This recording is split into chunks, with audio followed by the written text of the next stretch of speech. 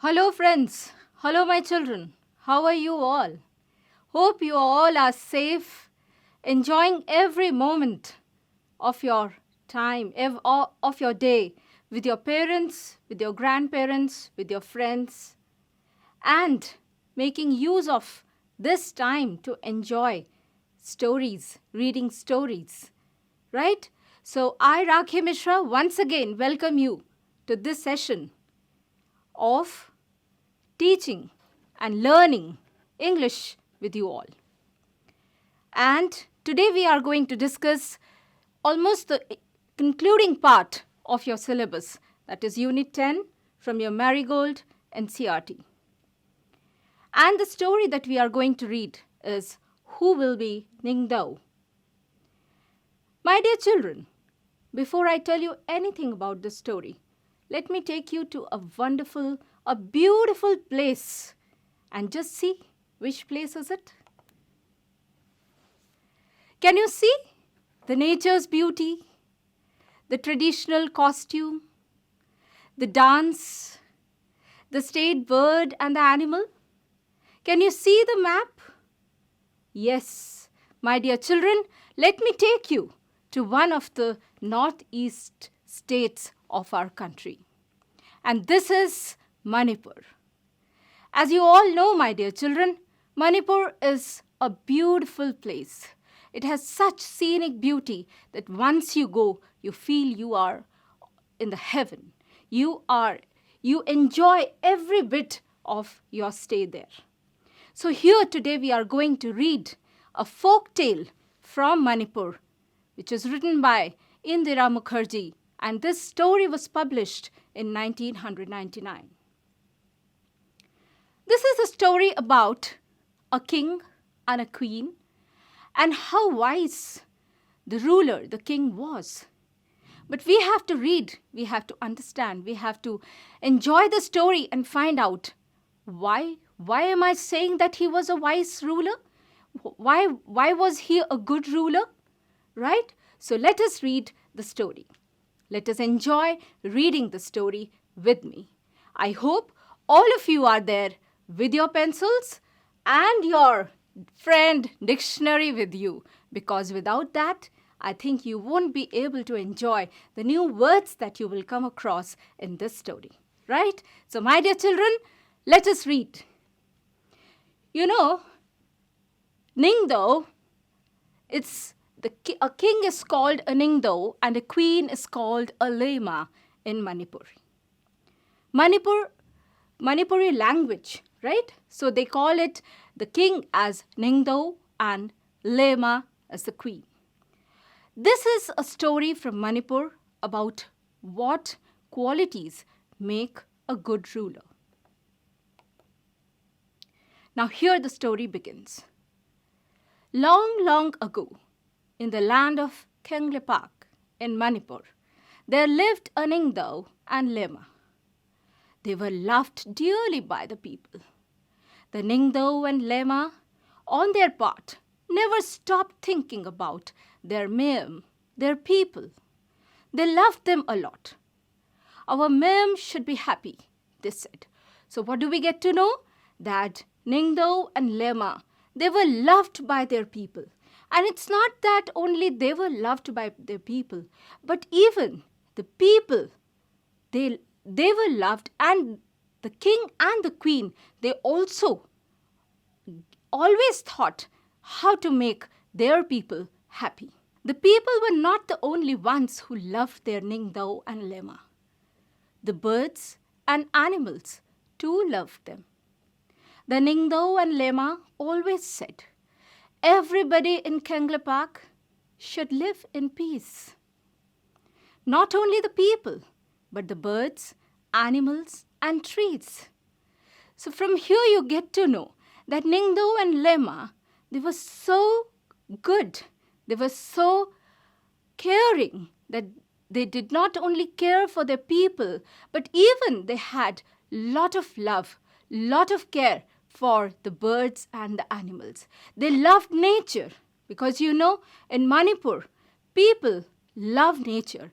People always keep themselves close to nature, and nature is part of their life.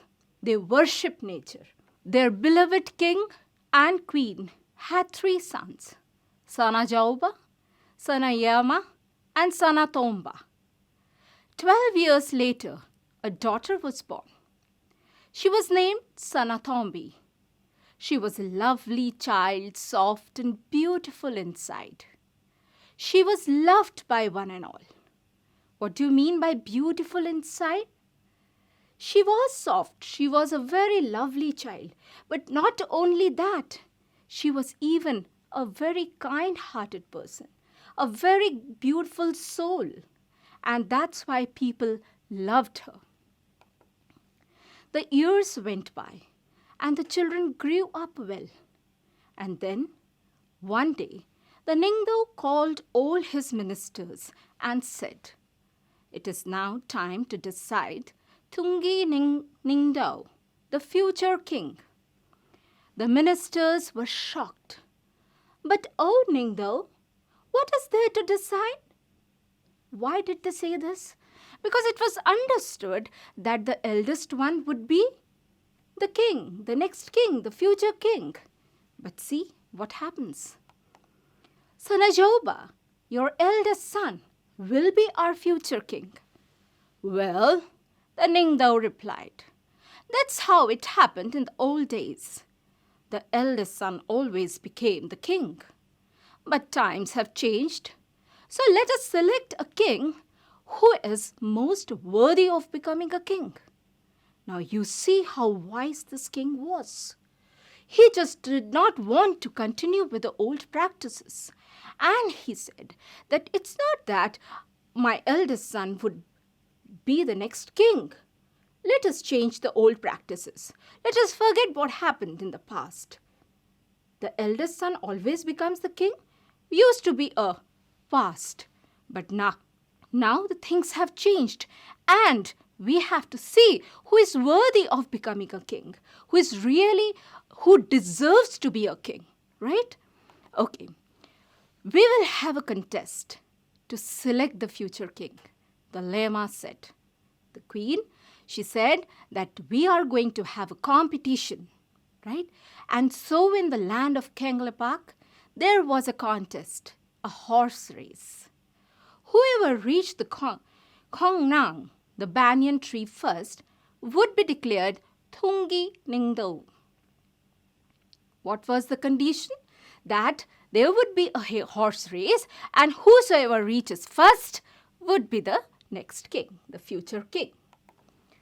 But then a strange thing happened.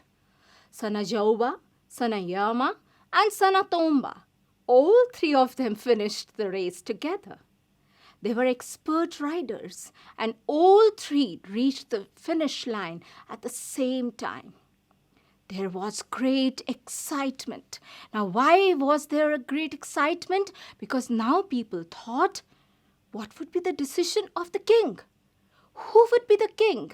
All of them have finished the race in time. At the same time, look at them. The people shouted, "Shagol Thoba Nupa." Such fine horsemen. They were all in praises. But one question remained. Who would be Tungi NINGTHOU? The NINGTHOU and Lema turned to their sons. The NINGTHOU said, "Sanajoba, Sanayama, and Sanatomba, you have proved that you are fine horsemen." He agreed. Fine, you are skilled horsemen, right? But do something different, each one of you, so that we can decide who will be Tungi NINGTHOU. Suddenly, Sanajoba mounted his horse and held his spear straight in front of him. He looked around. There was a hush among people. Now all the people who had gathered there, they all were waiting. What was going to happen then? What is Sanajoba, the eldest, going to do? They thought to themselves. Who are they here? The people. Sanajoba then looked at the huge Kongnang. Kongnang is the tree, right? Standing majestically in the distance. The people tree there, right? He pierced the tree and jumped his horse right through it, showing all his skills there, right? Okay. Bravo, bravo, the people shouted. Thoro, Thoro. They all were excited. They all thought, oh, this man, this prince has done something great. Now let us see what the other two sons are going to do. And then they fell silent. Now it was the turn of the second son. Sanayama, what would he do? Sanayama too looked at the Kongnang as he mounted his horse. Then he too rode towards the tree, harder and harder. The people watched in silence, afraid even to breathe. When he was really close, he urged his horse to jump. Higher and higher the horse rose until horse and rider jumped clear over the huge tree and landed on the other side in a wonderful motion. So you saw the act. You just got to know the action, the act of the second son. He was no less than the first one. The people breathed in relief and said in unison, they all said together, Fijay, Fijay, wonderful, wonderful. And now it was the turn of the youngest son, Sanatomba. He too rode his horse towards the Kongnang, and before anybody knew what was happening, he uprooted it. He just uprooted this peepal tree. Triumphantly, as if he is a victorious one, he has won something, he just came there. Triumphantly, he carried the tree to the NINGTHOU and Lema and laid it to their feet. Shouts of Thoro, Thoro, Fijay, Fijay filled the mountains. People were so excited. People were restless. People were impatient. They just wanted to know. The third son also did the same. Also did something such great. He just uprooted such a huge tree. That means he is very powerful. And now we think he should be the king. Why were NINGTHOU and Lema taking so long to make the announcement? They all were in deep thoughts. They craned their necks to see what was happening. They craned their necks means they just stretched their necks. And they were eager to know what was next that NINGTHOU and Lema were going to do. The NINGTHOU and Lema were watching Sanatombi, their 5-year-old daughter. She looked sad and lonely. She stared at Kongnang, which lay dead by the throne. You see the difference here. The 3 sons, they tried to show their power by doing something, by harming the tree. The first one and the third one, they harmed the tree. The third one uprooted the tree. The first one pierced the tree. The tree must have been pained. But who was there to feel the pain of this tree? This girl. She looked sad. Why was she sad? Maybe because she felt the pain. Birds flapped worriedly around, searching for their homes in the tree. The birds who had their shelter in the tree, they were with their nestlings in the tree. They had their nests in the tree. They all were so restless. They all got so worried because their homes were broken. Sanatombi walked up to the Kongnang and whispered, "The Kongnang is dead. It was hurt by the spear, and now it is dead." You see here the emotions of Sanatombi. Just feel the emotions of Sanatombi here. She's not at all happy with the kind of brave acts shown by her brothers. But she is upset. She is upset with the fact that the tree has been dead, has been killed, has been uprooted, and it is dead. And it is this tree, perhaps, which has given shelter to so many birds, so many creatures, right? The people were all attention. The NINGTHOU stood up. He looked at the three boys. He looked at the little girl. Here, my dear children, when you are reading the story, try to take yourself to that place. I want you people to transport yourself to that place. Feel as if you are there. You are standing there, observing every emotion, every action, every emotion, every expression on the faces of the king and the queen, Sanatombi and the other three sons. He looked at the little girl. He turned to the people. If anybody is worthy of becoming the ruler, he said, it is little Sanatombi.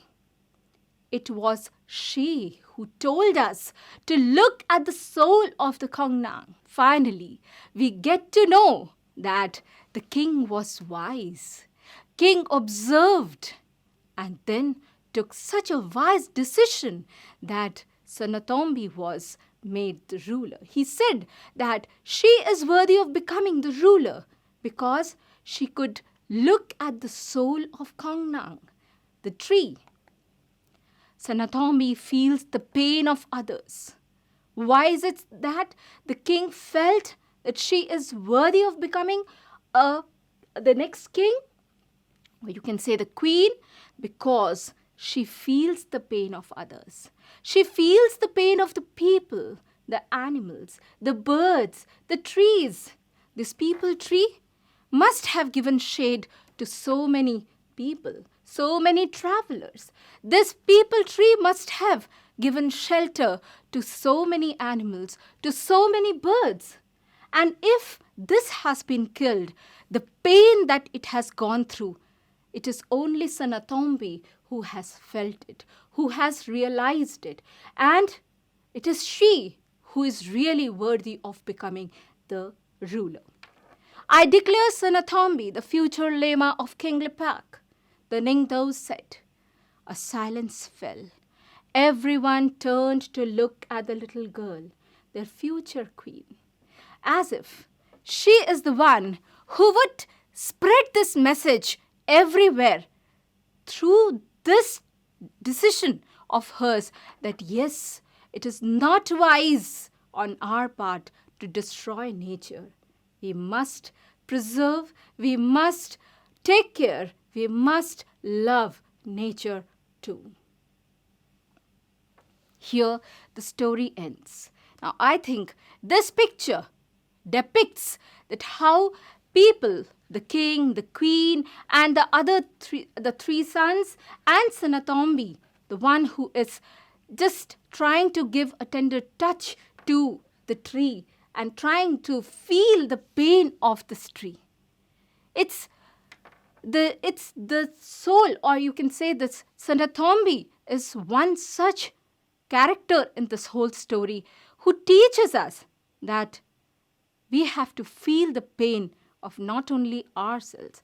It's not that we should feel the pain what we are going through, but we have to feel the pain of everyone, of every creature, of every soul of this earth. I'm sure you must have been touched by this story the way I am. There she stood, all of five, like a small Kongnang with birds flying all around her. It's not that the declaration was over. After that, what did she do?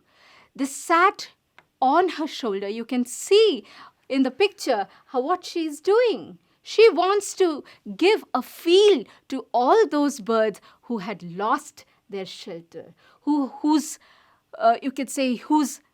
nests were broken.